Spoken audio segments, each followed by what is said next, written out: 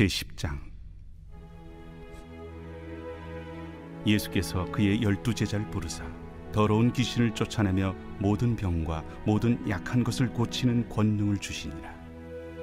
12 사도의 이름은 이러하니 베드로라 하는 시몬을 비롯하여 그의 형제 안드레와 세베대의 아들 야고보와 그의 형제 요한, 빌립과 바돌로메, 도마와 세리마테, 알페오의 아들 야고보와 다데오, 가나나인 시몬 및 가룟 유다, 곧 예수를 판 자라.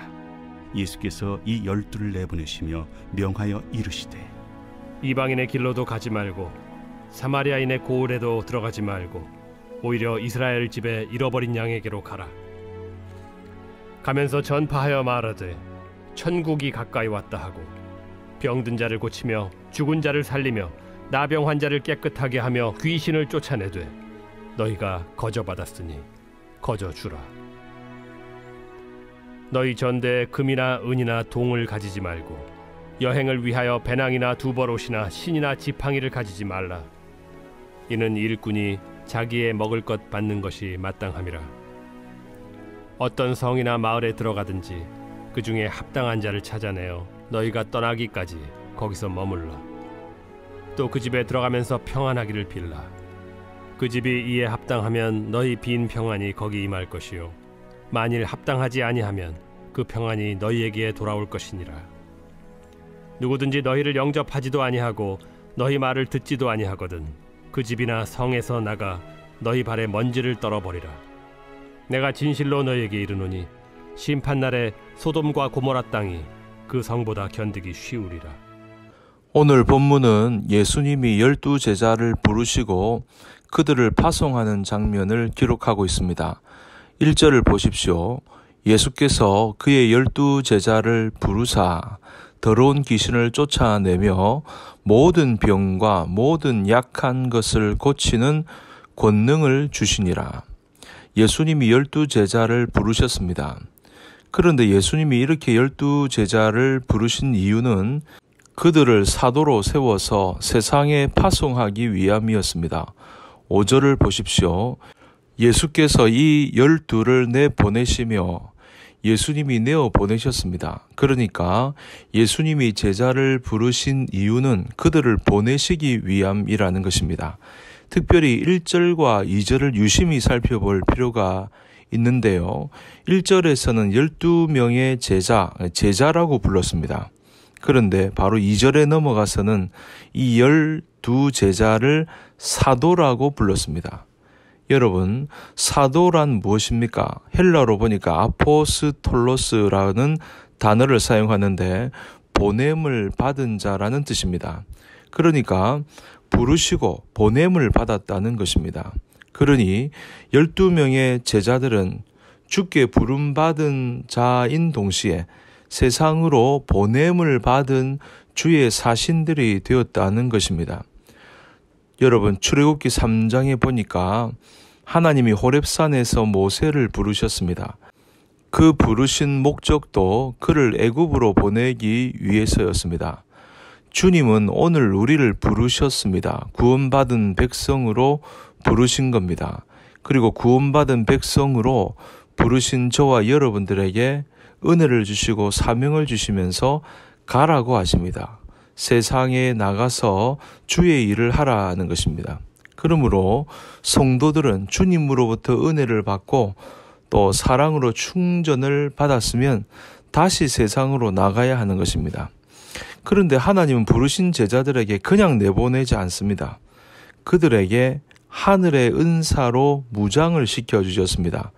1절 중반절 이유를 보니까 더러운 귀신을 쫓아내며 모든 병과 모든 약한 것을 고치시고 권능을 주셨다 기록되어 있습니다. 그러니까 그들을 불러서 무작정 세상으로 내보내는 것이 아닙니다. 더러운 귀신을 쫓아내고 모든 병과 모든 약한 것을 고치는 권능을 주시면서 세상에 나가 사역을 감당하시도록 하신 겁니다. 오늘 우리도 마찬가지 아닙니까?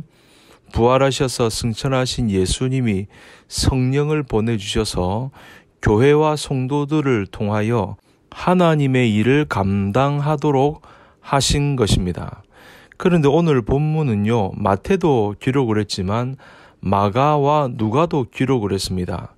이 본문을 마가의 기록과 누가의 기록을 같이 비교를 해보면 아주 중요한 차이가 있습니다.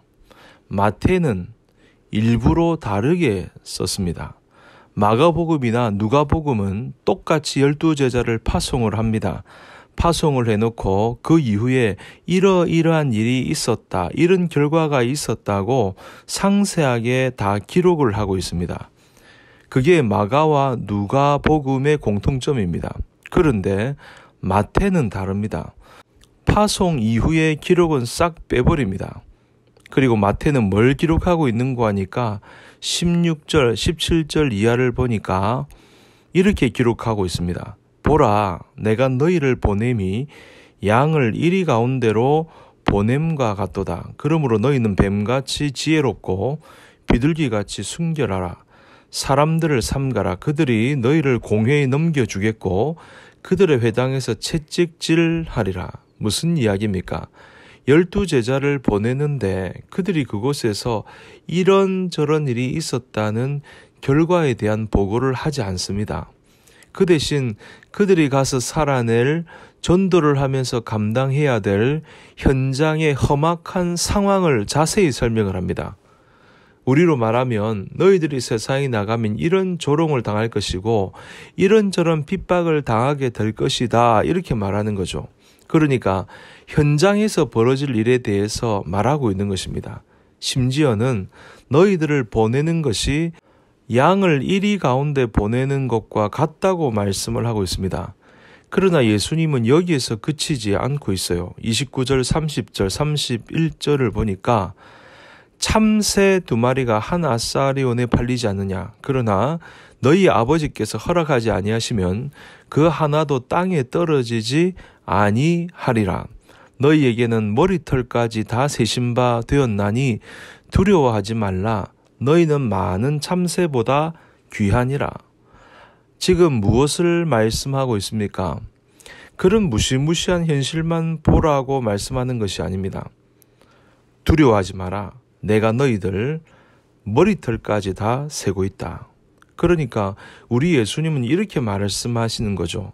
너희들을 세상에 내보낼 때 양을 이리 가운데 보내는 것 같지만 험악한 세상 가운데 내보내지만 걱정하지 마라. 내가 너희의 머리털을 다 세는 것과 같이 너희들의 형편을 다 알고 있고 너희들을 내가 보호하고 너희들의 안전을 내가 책임진다라고 말씀하는 것입니다.